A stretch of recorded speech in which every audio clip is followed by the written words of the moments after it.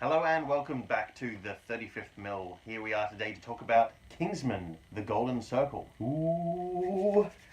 We've been waiting for this one for a while, haven't we? Just for a couple of years. Probably one of the most anticipated films of the year for myself and you. Oh yeah, definitely. Oh yeah, definitely. And thoughts, did they nail it with a good sequel? Did they follow up from the first one and achieve greatness? Yes. Yes. To all of those. Yes. Without a doubt. Oh yeah. It's interesting that Matthew Vaughn hasn't done a sequel before. No, he has not. He began work on an X-Men sequel before handing it over to Bryan Singer. And that became Days of Future Past. However, he knocked back the opportunity to do a sequel for Kick-Ass. And when it came to Kingsman, he was so attached to the material, he really wanted to have the opportunity to make another one. And what a sequel it was. Wow. I'm so satisfied with it. Yeah. It was awesome. Great story. It can't be as groundbreaking as the first one because it's not the first one. No. You're not introducing the world to this new world and new characters and new idea and new way of doing things again. But it was exciting. It brought back everything that we wanted to see. It brought back the characters we wanted to see. It made us satisfied in the how do I say it? In that it's not predictable. No. But it was really It hits the right beats. Yes. And it understood 100% that it was not the first movie and that it couldn't play out like the first movie. So they had to pioneer their own things for this one. I don't even think of it like a sequel. I think of it as like a complementary film. It's a chapter, chapter 2. Yeah. Or book 2. I can't think of it as a sequel because to me sequel generally means rehashing the first one, and this didn't do that at all. It took all the great things about the first film and went, right, we've already got them established, let's establish something new. Let's bring a new element to the table, or in this case there were several new elements brought to the table. First of which, and easily the most interesting, is the Statesmen, their American cousins. Oh yeah. Yeah. And we've got the likes of Jeff Bridges, Channing Tatum, what's his name? Pedro Pascal. Yeah. Halle Berry. Halle Berry. She's back. What was the last thing she did? I don't even know. X-Men? Was it? Maybe. It wasn't Catwoman because that didn't ever exist. Sorry, what? Exactly. And she was fantastic. I haven't seen her in anything for such a long time, and she was awesome. She was cool. She was really cool. She played the Merlin of Statesman, essentially, and did an awesome job of it. And we've got to give some special mention here to the villainess of the film, played by Julianne Moore, who was very open in interviews during the production about how she was channeling her inner Martha Stewart. You could see it. It comes to life from the opening seconds of friendly, happy, nice person, but at the same time, she's ready for action. Yeah, she's I can't even think of a good pun. No. I'm trying to think of a good pun about grinding meat, and that's all I'm going to say on that topic. Now, on a technical level, yes. On a technical level, look, there's one or two little shortcomings. CGI. Yeah. It doesn't do well with CGI. No, not for quick cut scenes, which, if any of you have seen the original, you would understand that it is a staple, or of any Matthew Vaughn film, really. I mean, X-Men First Class did it, Kick-Ass did it. It's something that he likes to work with, and certainly it didn't pay off as well this time around in terms of the CG, but the actual choreography was excellent. So yeah, well on that, I mean, when you look at different films by Matthew Vaughn, you have winners like and some of the choreography and cinematography used in the hit goal scene in Kick-Ass, and then the church scene in Kingsman 1, and this one it was almost. I think they've given it a little bit more center stage or attention this time, in that it was.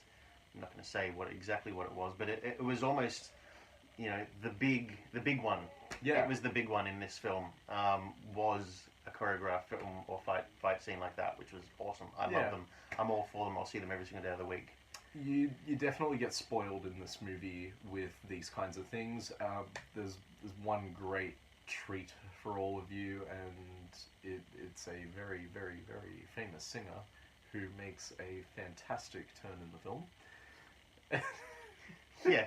Yes, they do. Yes, and I don't even want to say his name, even though it's been made very public that he's in it.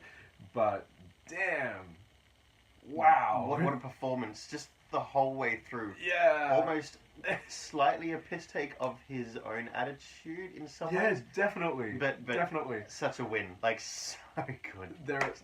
There was a lot that we loved about this movie, but let's get into our scores because that's what we really judge it on.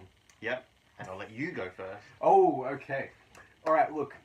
On a technical level, there's a couple little shortcomings in there, but I'm very, very, very prepared to overlook them because I thought there were a lot of good technical points that they hit, especially in crafting a successful second film. So I will give it an 8 for that because I've seen so many duds out there. Even this year, I've seen a lot of things that just, in the writing process, I don't know how they got through to the final script. I have no idea. And if a little bit of dodgy CGI in a very complicated sequence is all that's going to crop up, then I can deal with that. On a personal note, this film gets a 9. I will rewatch and rewatch and rewatch this movie as much as I have the first one. It absolutely stands up beautifully beside it. So, an 8 and a 9 from me. On to you. Thanks. Yeah, so on a technical level, I will also give it a 9. I'll give it a 9 because... Technical 9? Or Yeah. is that a personal? No, I'll give it a technical 9. Okay. Because, I mean, I'm conscious in my decision. I give it a technical 9. The reason I give it a technical 9 is because for a sequel, this stood up so well against the first. Like, And for a guy that's never made a sequel, he just schooled everyone in how to make a sequel. completely. Like, again, the CGI is what drops it from being a 10. It's a funny, enjoyable, easy to watch, doesn't take itself too seriously, but at the same time is quite a well-made, sharp film. So it Definitely. And again, I love the cinematography and the choreography used. It's so special and so great and so well done. And again, another winning storyline like the first one was such an interesting storyline, and this one was also just so good. So, yeah, I'm going to give it a 9, and personally, I'll give it a 9 as well. The reason I give it a 9 and not a 10 is that it's a sequel. But look, it was so... And it's not the first movie. And it's never going to be. But the fact is, we got a really good first movie. It pretty much stands and then they gave us a really good sequel. So yeah, it was so good. It was so enjoyable and so easy. And just like the first one, that was probably one of the most surprising films that I've ever seen, the first one. Agreed. I could not believe how awesome it was. I'm so disappointed I didn't see it in the cinemas. Like, I completely missed it. I just didn't go and see it. We're going to have to go to a retro screening sometime. 100%. So this one does a similar thing, and in that it just captures the same energy and is so enjoyable like the first one. So I'll watch it again and again and again and again. Yeah, and on that topic, we have every intention of seeing it in the cinema at least once more before it ends its run. At least. This was spectacular. You know what? It very likely will hit my top 10 this year. Yeah. Which brings us to a little discussion. We are nearing the end of the year. We've only got a couple of months left. TikTok, mother. Yeah. But we are already starting to assemble our top 10 lists for the year. I'm thinking really hard about it. I'm not very smart. It's very tricky because we don't remember a lot of the movies that we've seen this year already, so we're having to go back and add them all up and look back on our reviews and see where we placed everything and how we feel about it in retrospect. Yeah. But as such, we're going to be doing a couple of specials toward the end of the year, discussing what our favourite films have been, what some of the duds have been. I think we could spend a good couple of hours discussing our hatred of certain films this year. Mother, what? Anyway. A voodoo doll for them. Yeah. But yeah, no, there are some winners, and we'd like to discuss about them. But more than that, we want to hear from you guys, and we want to know, What did you think of these films this year? Were there films you saw that we didn't talk about, that we haven't reviewed, or maybe we saw it and we just didn't get to reviewing it? Because that does happen, because we see at Like an least... instant classic that we haven't reviewed, but it will happen. There is one. Starts with D and with Dunkirk. That is very true. We need to review We never did a Dunkirk review. We need to make it happen. We will. But if you notice anything else that we're not making happen, you know, maybe we're not making you laugh enough. Sorry. Anyway, we want to hear from you. So, get to it. Get on the comments section below. Message us. Hop on the Facebook page. We are at the 35th Mill. However, until next time. Yep.